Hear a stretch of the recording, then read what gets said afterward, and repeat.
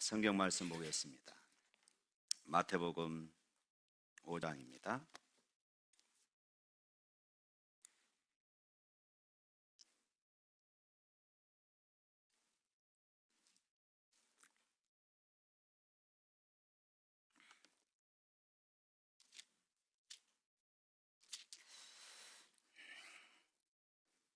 마태복음 5장 1절부터 12절에 있는 말씀 다 같이 읽겠습니다.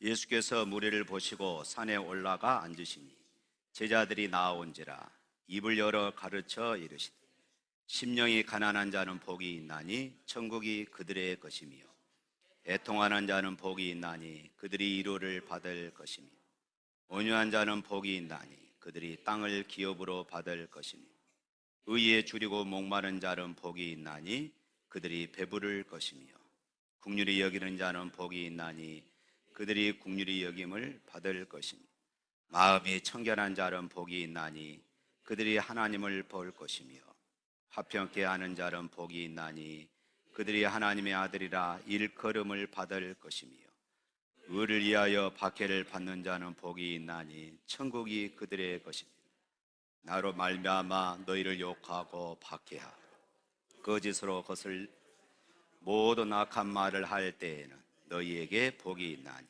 기뻐하고 즐거워하라. 하늘에서 너희의 상이 큼이라.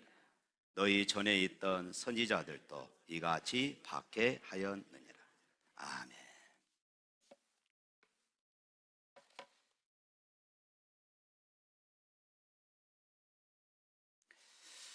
산상수훈 오늘 두 번째 시간입니다. 세상적으로 보면은 그리스도인들이 믿고 따르는 그런 성경의 말씀, 이 진리가 참 역설적일 때가 참 많습니다. 그 대표적인 내용이 예수님께서 가르쳐 주신 이 산상수훈에서 나타나 있습니다. 그 중에서도 팔복에 대한 예수님의 말씀은 세상적인 이런 관점에서 볼 때에 가장 역설적인 그런 내용들이 있습니다. 지난번에도 말씀드렸듯이 심령이 가난한 자가 복이 있다 말씀합니다. 오늘 우리가 들을 말씀은 애통하는 자가 복이 있다 이렇게 말씀하고 있습니다. 왜 예수님께서는 부자가 아니라 가난한 자가 복이 있고 기뻐하는 자가 아니라 슬퍼하는 자가 행복하다고 이렇게 말씀하시는 것일까요? 누가복음 6장 21절 말씀 보면은 보다 더 구체적으로 오늘 본문 말씀을 이렇게 말합니다.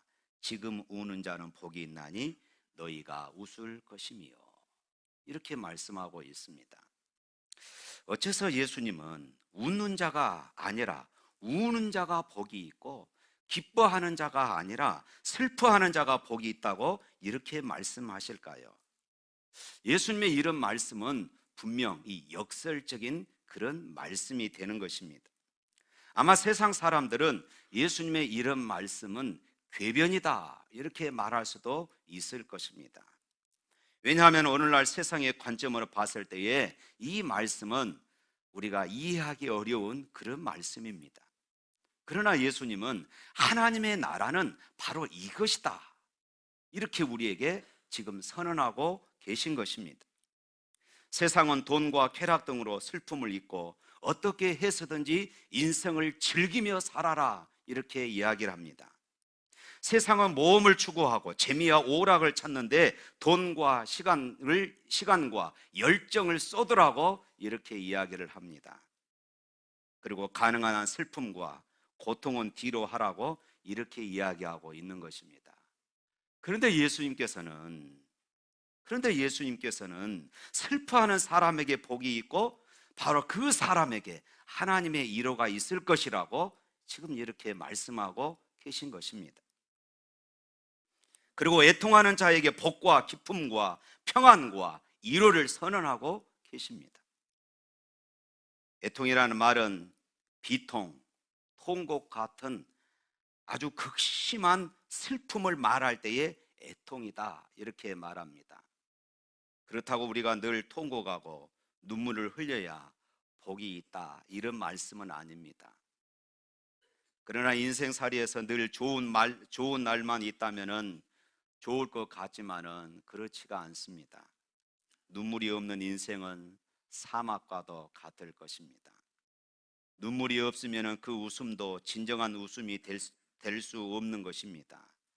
눈물이 있을 때만 그 웃음이 더 가치가 있고, 눈물이 있을 때만 그 웃음이 진정한 의미가 있는 것입니다. 이런 의미에서 우리 신앙생활에 있어서 눈물과 애통은 아주 귀중한 보배와도 같은 것입니다. 예수 믿고 나서 하나님 앞에서 여러분 진지하게 울어보신 적이 있으십니까? 애통이 우리 신앙을 보석처럼 빛나게 만들어줍니다. 눈물이 우리 신앙을 보배로 만듭니다. 눈물이 고인 눈에는 십자가의 주님이 보이게 되어집니다. 젖어 있는 눈에는 부활하신 주님의 영광이 나타납니다. 애통하는 심령에 우리를 찾아오시는 예수 그리스도의 발걸음 소리를 우리가 들을 수 있는 것입니다. 우리의 눈물은 신앙의 자본입니다. 따라서 합시다. 나의 눈물은 신앙의 자산이다. 오늘 본문은 애통하는 자가 복이 있다고 말씀합니다. 예수님께서 사용하시는 이 애통, 이 단어는 슬픔도 보통 슬픔이 아니고 내 가슴이 미어지는 큰 슬픔을 의미하는 단어인 것입니다.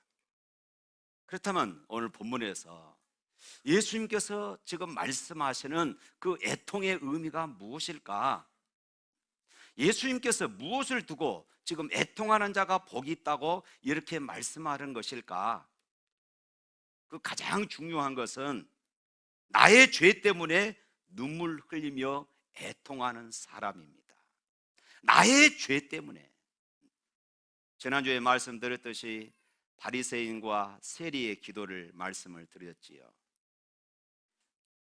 바리새인은 도덕적으로는 확실히 세리하고는 비교할 수 없는 그런 삶을 살았던 사람입니다. 그러나 그런 교만했습니다. 그런 눈물이 없었습니다. 그러나 세리는 저 멀리서 무릎을 꿇고 하늘을 쳐다보지도 못하고 나는 죄인입니다. 나는 죄인입니다. 이렇게 통곡했던 것입니다. 그리고 그가 위로를 받았고 그가 의롭다 하심을 받았던 것입니다. 세리가 은혜를 입고 돌아갔다고 예수님은 지금 설명하고 계신 것입니다. 그렇습니다.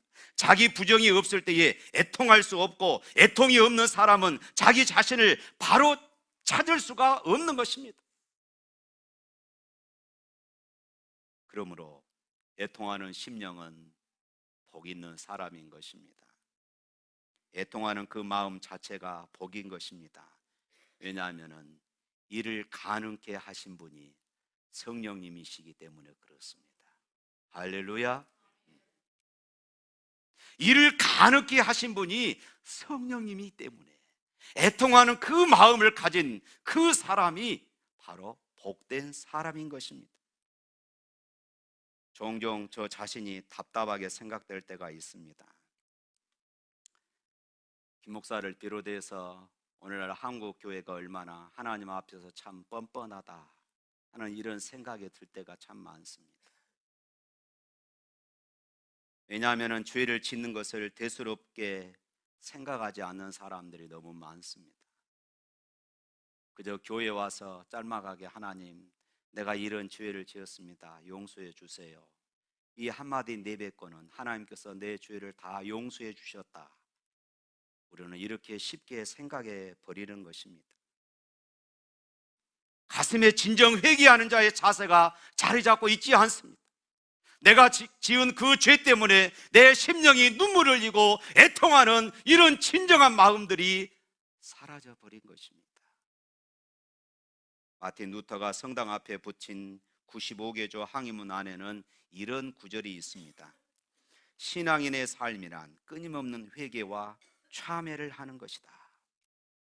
용서받은 하나님의 자녀이기에, 오늘 우리 그리스도인들은 거룩한 하나님의 자녀들이 되었기에 우리는 성령을 우리 안에 성령님을 모시고 사는 구별된 그런 사람들이 되었기에 우리에게는 매일매일 눈물이 필요한 것입니다. 매일매일 죄를 씻는 그런 애통이 우리에게 필요한 것입니다. 종종 이렇게 말하는 사람이 있습니다. 목사님, 우리가 뭘 그렇게 많은 죄를 지었다고 그렇게 말씀하십니까? 언젠가 어느 집사님이 그러시더라고요. 교회를 다니시면서 목사님, 나는 죄 짓는 것이 별로 없습니다, 이렇게 말씀하시더라고요. 사랑하는 성도 여러분, 우리의 표준은요 다른 사람이 아닙니다. 우리의 표준은 이웃이 아닙니다. 내가 저 사람보다 조금 더 거룩하고, 내가 저 사람보다 조금 더 의롭고, 내가 저 사람보다 조금 더 신앙적이고, 이것이 아닙니다. 우리의 표준은 예수 그리스도입니다. 예수님 보시기에 나는 얼마나 거룩한가입니다. 이것이 우리의 표준인 것입니다. 그러므로 예수님을 가까이 모시는 사람일수록, 예수님을 가까이 하면 가까이 할수록 자신의 추악함을 더욱더 깨닫고 보게 되어지는 것입니다. 그래서 그 사람은 더 애통하는 심정을 가지게 되는 것입니다. 예수님과 거리가 떨어져 있는 사람일수록 자신은 죄가 없고 자신은 다른 사람보다 꽤 잘난 사람으로 그렇게 생각하는 것입니다. 사랑하는 성도 여러분, 우리가 구원의 확신이 없어서 애통하는 것이 아닙니다. 항상 기뻐하라는 말씀을 몰라서 우리가 애통하라는 것이 아닙니다. 예수님의 거룩한 임재를 가까이서 느끼기 때문에, 상대적으로 나 자신의 연약함이 드러나기 때문에 하나님 앞에 우리가 애통하는 것입니다. 예수님의 거룩한 영광의 빛 앞에서 벌거벗은 것처럼 노출되는 나 자신을 순간순간 볼 때마다 나의 악함 때문에 우리는 탄식하는 것입니다. 자기의 죄를 가지고 애통하는 다윗은 시편 51편 17절 말씀에 이렇게 말합니다. 하나님이 구하시는 제사는 상하고 통회하는 심령이라. 하나님이여 상하고 통회하는 심령을 멸시치 아니하리이다. 애통이 뭐라고 말합니까? 상한 마음이라고 말합니다. 애통이 뭐라고 말씀하고 있습니까? 통곡하는 것입니다. 통회하는 것입니다. 하나님께서는 이것을 복되다, 이렇게 말씀하고 계십니다. 이렇게 통회하며 자기 죄를 하나님 앞에 고하는 자를 주님께서 복되다고 말씀하시고 그 눈물을 씻어주시고 그에게 사유의 은총과 평안의 은총과 기쁨의 은총과 만족의 은총을 주신다고 약속하고 있는 것입니다. 이것이 하나님의 이루입니다. 할렐루야. 그렇다면 우리가 죄 때문에 하나님 앞에 애통하는데, 죄 때문에 하나님 앞에 애통하는 두 가지가 크게 있습니다. 그 첫 번째로는 내 안에 없어야 할 것들이 있는 것을 보았을 때입니다. 따라서 합시다. 내 안에 없어야 할 것이 있는 것을 보았을 때.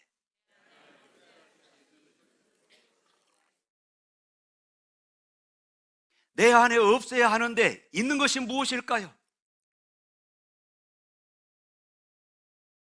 예수 믿는 우리들 안에 없어야 하는데 있는 것이 무엇일까요? 시기와 질투, 혈기와 다툼, 음란과 부정, 악한 정욕과 탐심, 이런 것들 우리의 영혼을 더럽히고 이러한 것들로 인해서 우리가 하나님으로부터 멀어지는 것입니다. 없어야 하는데 이런 것들이 내 안에 있음으로 인해서 내가 가슴 아파하고 애통하는 것입니다. 그 사람이 복 있는 사람입니다. 그 다음에 두 번째로는 내 안에 있어야 할 것이 없는 것을 보았을 때입니다. 따라서 합시다. 내 안에 있어야 할 것들이 없는 것을 보았을 때, 먼저는 내 안에 없어야 하는데 있는 것을 보았을 때이고, 이번에는 내 안에 꼭 있어야 하는데 없는 것을 보았을 때에 이를 가슴 아파하면서 회개하는 애통이 있어야 하는 것입니다. 내 안에 꼭 있어야 하는데 없는 것이 무엇일까요? 예를 들면은 사랑하고 용서하는 것입니다. 내 안에 꼭 필요한 것들입니다. 이해와 겸손입니다. 섬김과 희생 등입니다. 이런 것들은 하나님의 사람으로서 가져야 할 소중한 것들이, 그럼에도 불구하고 내 안에 있지 않는 것입니다. 그것 때문에 우리가 가슴 아파하고, 그것 때문에 우리가 회개하는 애통이 있어야 그 사람이 복 있는 사람이라고 지금 말씀하고 있는 것입니다. 자신의 믿음 없는 삶이 많은 성도들을 실족해 하고, 자신의 믿음 없는 삶이 전도의 문을 가로막고 있는 것을 깨닫고 회개하는 애통이 복 있는 애통이다 말씀하고 있어요. 그래서 예수님을 잘 믿는 사람들은 늘 자기의 죄를 생각하면서 웁니다. 이런 울음은 사람을 살리는 울음입니다. 이런 울음은 하나님의 만지심을 사모하는 그런 울음이 되는 것입니다. 하나님의 사랑은 이런 사람들에게 부어지는 것입니다. 하나님의 위로는 이런 사람들에게 부어주시는 것입니다. 내 평생 살아온 길 뒤를 돌아보니 걸음마다 처음마다 모두 죄뿐입니다. 쓰리고 아픈 마음 가눌 길이 없어서 골고다의 언덕길 지금 찾아옵니다.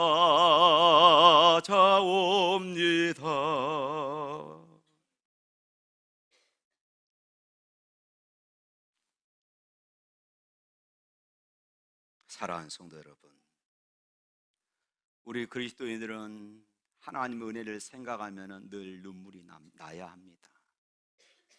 우리 그리스도인들은 십자가를 묵상하면 우리의 가슴에 왠지 모를 눈물이 흘려야 하는 것입니다. 그런데 언제부터인가 십자가를 묵상해도 가슴이 냉랭합니다. 하나님의 은혜가 내 심령 가운데 들어오려고 해도 무엇인가 가로막고 있습니다.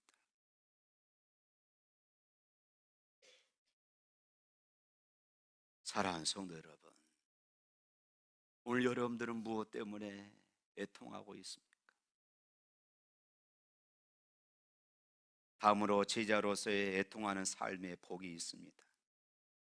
내가 예수를 잘 믿기 때문에 받는 이런 애통들입니다.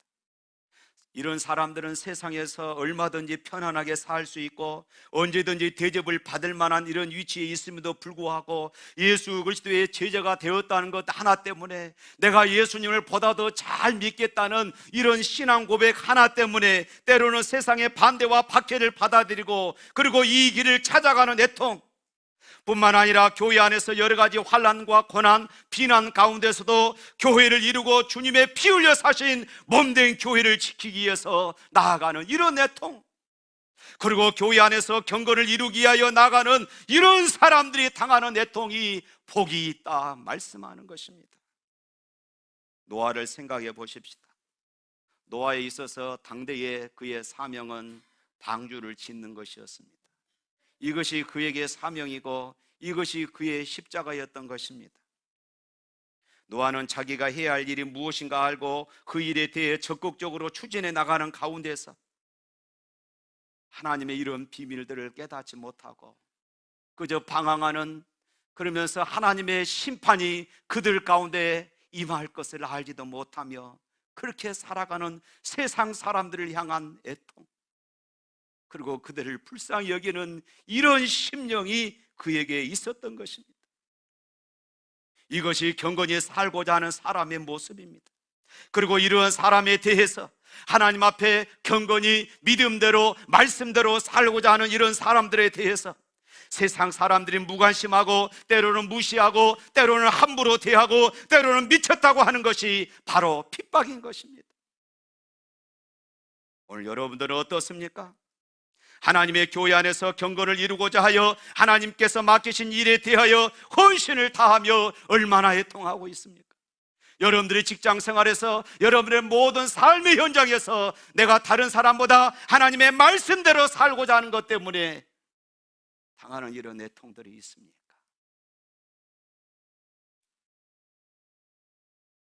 느헤미야를 생각해 보십시다. 느헤미야는 바벨론 포로에서 이미 1차, 2차 포로 기한이 이루어졌던 그런 시절, 그럼에도 불구하고 예루살렘이 아직 회복되지 못하고 성벽도 재건되지 못하여 항폐되었다는 소식을 들은 느헤미야는 통곡하며 애통했다고 말하고 있습니다.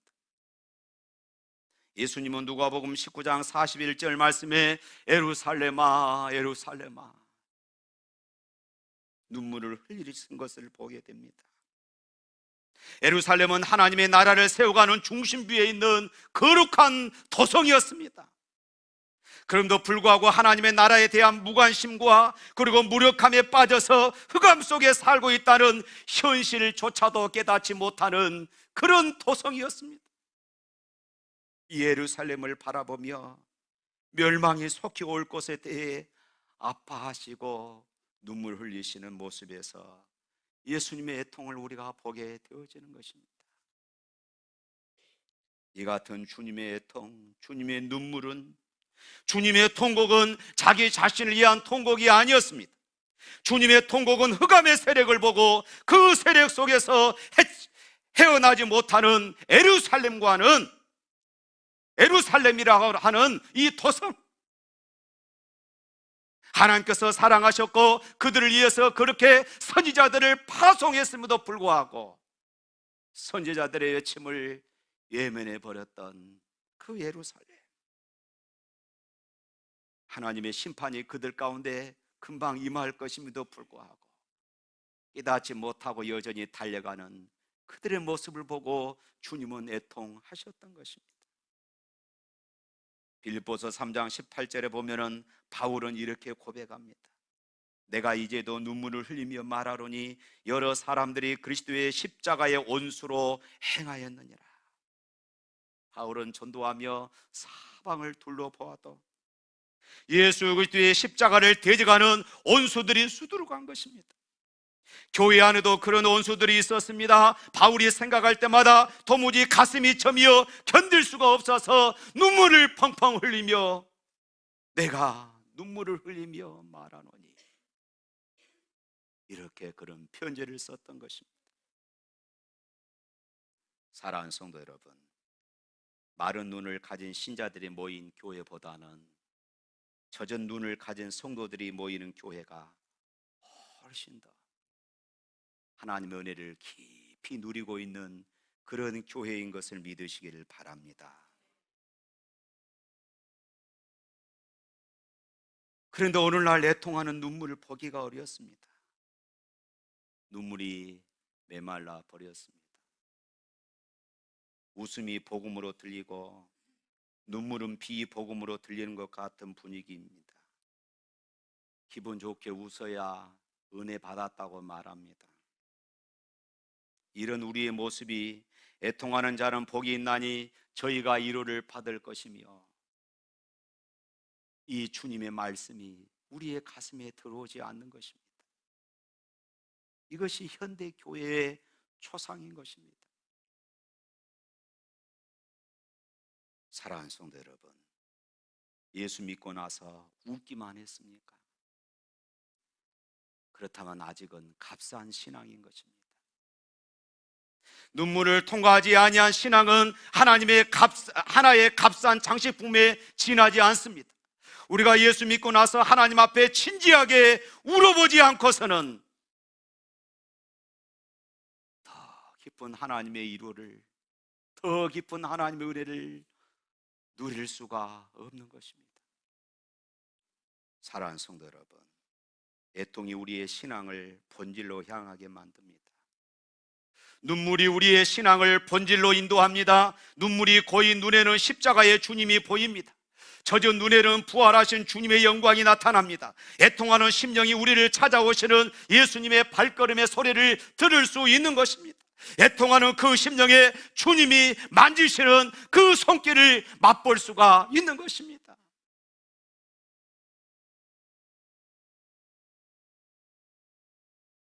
사랑하는 성도 여러분, 오늘 여러분들에게 어떤 애통함이 있습니까?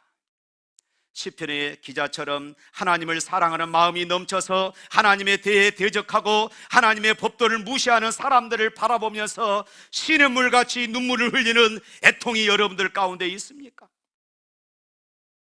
교회를 사랑하는 애통이 있습니까? 하나님을 사랑하는 애통함이 여러분 가운데 있습니까?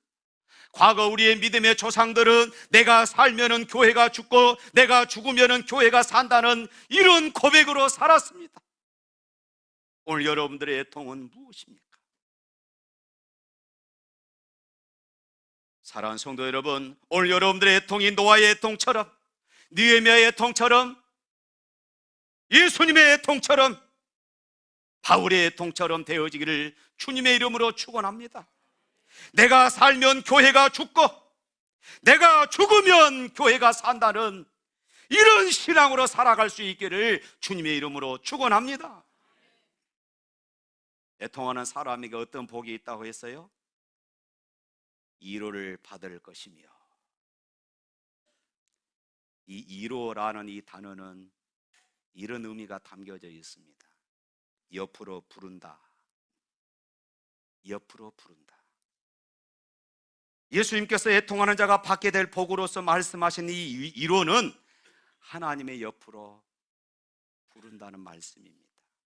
그렇다면 왜 하나님께서 애통하는 자를 하나님의 옆으로 부르실까요? 애통하는 자의 마음을 만져주시기 위해서입니다. 할렐루야. 애통하는 자에게 힘을 주시고 애통하는 자를 격려해 주시고 애통하는 자를 붙잡기 위해서 그의 상한 심령을 만지시고 치유하시고 회복하시기 위해서 그를 옆으로 부르신 것입니다. 다시 말해서 위로해 주시기 위해서 하나님의 옆으로 부르신다는 말씀입니다. 그러므로 큰 슬픔과 고통을 당하여 애통하는 사람이 있다면 절대 자신의 신세를 한탄하며 절망하거나 좌절하지 않기를 바랍니다. 자신이 복 없는 사람이니 하늘도 나를 버렸다느니 아이고 내 팔자야, 이런 소리 하지 마십시오. 예수님은 바로 그 애통하는 사람이 복이 있다고 말씀합니다. 왜냐하면 애통하는 그 사람에게는 은혜 주시려는 하나님의 부르심이 있기 때문인 것입니다. 그러므로 애통하는 슬픔과 고통을 당했을 때에 하나님 앞으로 나올 수 있기를 주님의 이름으로 축원합니다. 그리고 하나님께서 옆으로 불러주셔서 만나주시고 위로해 주실 것을 믿으시기를 축원합니다. 사랑하는 성도 여러분, 애통하는 자가 복이 있나니 저희가 위로를 받을 것이며, 이 말씀을 여러분들의 마음속 깊이 새길 수 있기를 축원합니다. 그리고 내 죄에 대한 애통과 내가 주님을 보다 더 잘 믿기 위한 그런 삶 속에서 다가오는 그런 고난으로 인한 애통, 이것을 오히려 복으로 여기시고 하나님은 당신 곁으로 우리를 부르시고 우리를 만져주시고 우리에게 힘주시며 다시 세워주시는 이런 하나님의 은혜를 사모하는 저와 여러분이 될 수 있기를 축원합니다.